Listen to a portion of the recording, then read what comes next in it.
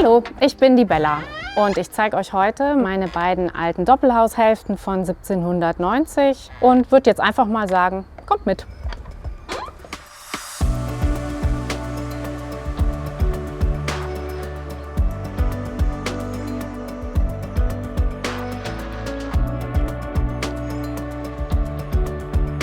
Bei der Renovierung war es uns ganz wichtig, die Seele jedes Hauses zu bewahren. Wir sind der Meinung, dass man das ruhig sehen kann, dass das Haus alt ist. Und wir wollten ja auch so viel möglich Altes erhalten.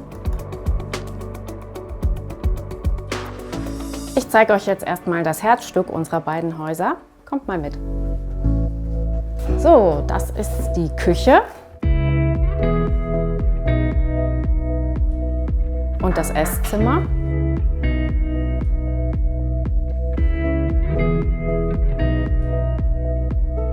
Und das ist auch gleichzeitig der Übergang ins zweite Haus, den man hier ganz gut erkennen kann. Das ist die einzige Stelle, wo es bautechnisch möglich war, einen Durchgang zu schaffen. Ansonsten war hier im Ursprung eine Wand und hier war auch eine Wand. Und das war auch früher schon die Küche. Allerdings waren die Decken ganz niedrig und auch ziemlich abgehangen. Und von daher war es auch so ein bisschen unser Wunsch, mehr Raumhöhe zu gewinnen und auch mehr Licht. Das Problem war, dass dieser Balken, der hier an der Stelle vom tragenden Balken oder von dem Stahlträger war, der war an mehreren Stellen gebrochen. Und dann wurde halt sehr schnell klar, dass man diese Idee mit diesem offenen Wohn-Ess-Bereich so hier nicht umsetzen konnte. Und ja, dass im Grunde das Ganze völlig instabil ist und so hochgradig gefährlich ist, es so zu lassen. Nach langem Hin und Her kam dann Manuels Papa auf eine ganz tolle Idee. Mein Papa ist gelernter Gerüstbauer und hat natürlich viele Statiklehrgänge hinter sich. Der hatte schon die ganze Zeit so eine klare Vorstellung, wie das sein könnte. Und ist halt Rentner und dann sagt mein Papa, komm, wir machen das jetzt so und da ist die Statik und da passt das so und dann passt das so. Das Ganze stand hier innerhalb von 2 Wochen, inklusive Material. Das war einfach toll.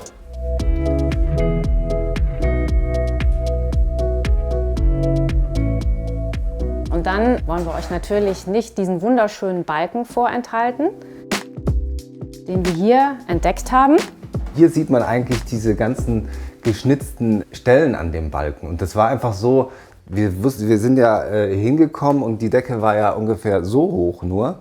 Und wir haben gesagt, okay, die Decke muss runter. Und dann haben wir angefangen und haben eine Decke runtergenommen und haben gesehen, darunter ist ja noch eine. Und darunter war dann noch eine. Und am Ende sind hier 1,5 Tonnen Bauschutt rausgegangen. Und dann haben wir irgendwann diesen Balken hier gefunden. Und der hat dann auch nochmal einen eigenen Strahler gekriegt. Weil das muss ja offensichtlich Upcycling gewesen sein. Solche Balken hat es ja früher nicht im Innenbereich gegeben.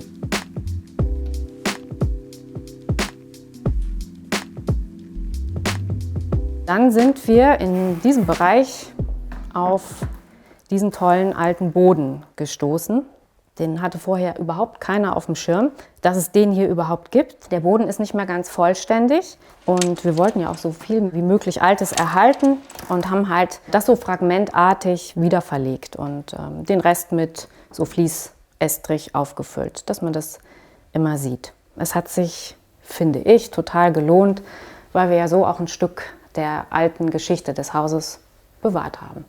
Ich bin kein Freund davon, wenn man ein altes Haus kauft und es dann so ganz modern im Grunde umbaut und renoviert und dem Haus seine Seele im Grunde raubt.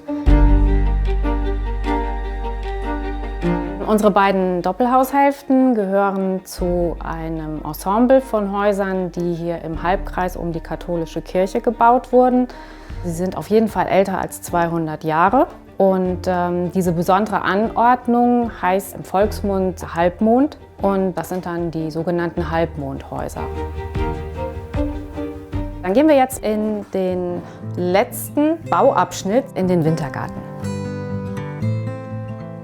Als wir angefangen haben, die Häuser zu renovieren, kam halt noch eine weitere Sache hinzu. Man hat bei mir ein bösartiges Lymphom festgestellt.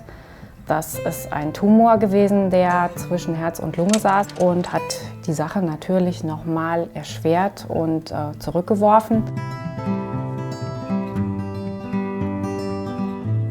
Zum anderen hat es uns aber auch den Weg geebnet für dieses ökologische Baukonzept.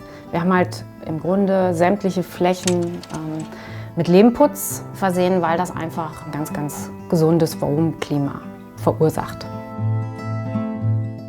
Dann zeige ich euch jetzt mal den Rest von Haus Nummer 1. Ja, hier gibt es unser Duschbad, unsere Garderobe. Hier habe ich auch ein Stück alte Wand einfach belassen. Dieser Boden ist einfach ein Traum. Das war auch das Erste, was mir auffiel, als wir dieses Haus Nummer 1 besichtigt haben. Und der hat die Zeit so im Originalzustand überdauern können und ja, ich war sofort schockverliebt.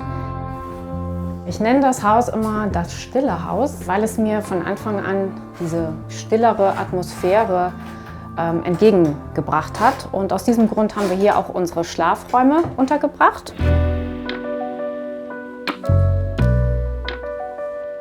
Das Schlafzimmer ist ja eigentlich so in der Originalform und Größe belassen, wie es ursprünglich auch war. Das heißt, hier ist die Decke auch noch ganz niedrig und man erkennt auch, wie klein die Räume früher waren und ja auch jetzt noch sind. Ich fand es fürs Schlafzimmer völlig ausreichend, denn mehr Platz braucht man eigentlich nicht zum Schlafen. So, dann geht es jetzt hier noch in einen ganz besonderen Raum und das ist nämlich Marthas Zimmer. Und die hat sich ja bei der Einrichtung auch ganz viele Gedanken gemacht. Aber das kann sie euch auch selbst erzählen, oder? Hallo, ja, ich habe mir bei der Einrichtung tatsächlich etwas gedacht. Hier sieht man das Gelb, das habe ich für die Sonne gewählt, damit ich auch fröhlich bin. Dann habe ich hier hinten Blau für das Meer, weil ich das Meer sehr gerne mag. Und Grün für die Wiese, damit ich mich auch mal entspanne.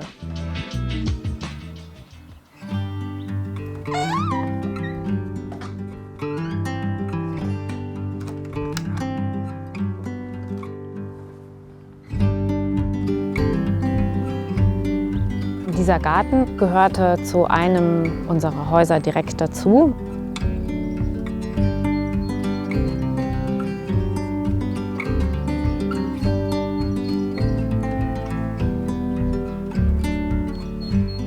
Als wir es gekauft haben, war das noch kein Garten, sondern eher ein Trümmergrundstück und passte da eigentlich auch sehr gut zu meiner gesundheitlichen Situation.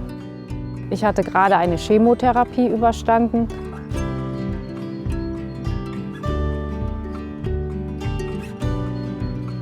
Und ich suchte eigentlich eine Therapie für meine Seele und die habe ich hier im Garten gefunden.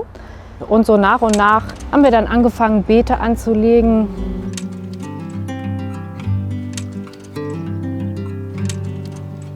Wir konnten auch einiges von dem wiederverwerten, was wir im Haus gefunden haben. So ist zum Beispiel das ganze Holz, was ihr seht, das war in den Küchenbereich versteckt. Und ja, mir gefiel das so gut, dass ich es aufgehoben habe und hier im Garten wieder eingesetzt habe, so als Zaunelement. Und das zeigt eigentlich auch wieder so ein bisschen das Alte irgendwie zu erhalten und irgendwo wieder zu verwerten. So, jetzt mache ich hier einen großen Schritt in unser Haus Nummer 2. Im Grunde war es schon bei der ersten Besichtigung klar, dass das ein ganz anderes Haus ist als das Haus nebenan. Es war viel lauter und viel bunter und viel kapriziöser. Jetzt zeige ich euch erstmal hier das Wohnzimmer. Nachdem wir ganz, ganz viele Schichten von Tapeten abgerissen haben, kam als Ursprungswand diese Grüne zum Vorschein und ich mag es eigentlich ganz gerne, weil man hier ja auch wieder die Geschichte des Hauses so gut erkennt. Nämlich, dass irgendwann in den 30er Jahren einer Vorbesitzerin diese Farbe für ihr Wohnzimmer gut gefallen hat. Hier seht ihr auch noch mal ein besonderes Poster, was mich gefunden hat. Das war bei uns auf dem Speicher in der Schule. Ich bin nämlich gelernte Grundschullehrerin und ich habe sozusagen vor dem Sperrmüll gerettet.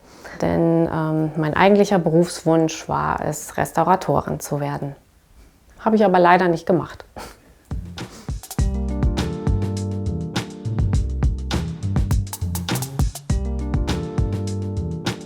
Hier treffen wir uns eigentlich abends immer zum Chillen. Ein Lieblingsplatz der ganzen Familie.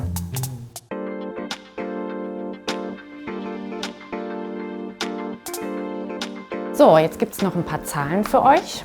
Haus Nummer 1 hat 90 Quadratmeter, Haus Nummer 2 hat 80 Quadratmeter und gekostet hat uns das 140.000 €, beide zusammen. Aber wir haben halt ungefähr 200.000 € Renovierungskosten gehabt und da ist aber auch sehr, sehr viel Eigenleistung mit eingeflossen. Kommt mal mit, denn 2 Häuser, 2 Haustüren und auch 2 Eingangsbereiche. So, jetzt zeige ich euch noch den Rest von Haus Nummer 2. Ich habe halt auch ein bisschen was über die Vorbesitzerin in Erfahrung bringen können. Das war eine gewisse Anna. Und diese Anna war auch hier sehr bekannt für ihre lebensbejahende Art. Und Anna mochte sehr, sehr gerne Tapeten. An einer Stelle war es mir wichtig, an Anna auch zu erinnern. Und deswegen hat sich so ergeben, dass wir hier am Treppenaufgang auch ein Stück Tapete mit aufgenommen haben. Das ist das Gästezimmer. Es ist auch ein bisschen eine Anzuchtstation für mich, weil es einfach ein sehr, sehr schöner, heller Raum ist. Hier wachsen die Pflanzen ganz gut, die dann später irgendwann in den Garten ziehen. Ich mag die Atmosphäre in diesem Zimmer ganz besonders gerne, weil es so schön hell ist und weil man hier auch einfach einen tollen Blick über die Dächer von Wissen hat. Und zu diesem Waschbecken gibt es auch noch was zu sagen. Die meisten Leute denken, das wäre ein ganz altes, ist es aber nicht. Es ist neu gemacht von unserem Badinstallateur. Der hat dieses Konstrukt mit den alten, ja, ich weiß nicht, das sind so richtige Stellschrauben, die man sonst eigentlich nur im Keller benutzt. Ja, und mit dieser sichtbaren Kupferleitung das so gelegt. So, und zum Schluss zeige ich euch jetzt noch meinen persönlichen Lieblingsraum. Das Badewannenzimmer. Hier kann man auch sehr schön erkennen, was eigentlich ja, so mein Grundprinzip beim Einrichten ist. Das ist nämlich immer eine Mischung aus Zeit und Zufall und Geduld und Gelegenheit. Der Lampenschirm, das ist ein Zufallsfund. Mir gefiel das Glas so gut und ich habe es etwas umfunktioniert. Die Badewanne ist im Übrigen auch neu. Ich hatte halt schon immer einen Wunsch, mal so eine freistehende Klauenfuß-Badewanne zu haben.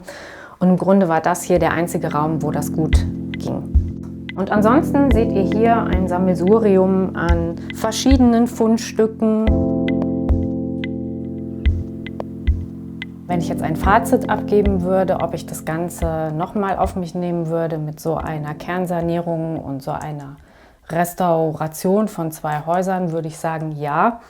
Auch wenn es sehr viel Arbeit war, ja, es war für mich auch ein Stück weit Therapie, weil ich mich ja in dem Moment nicht so sehr um mich und um die Krankheit kümmern musste, sondern ich konnte mich ja auf andere Dinge konzentrieren, nämlich auf hier die Restauration, auf die Sanierung. Und insofern war es eigentlich für mich ganz, ganz, ganz hilfreich und ich fühle mich auch jetzt absolut wohl und freue mich immer, wenn ich nach Hause komme.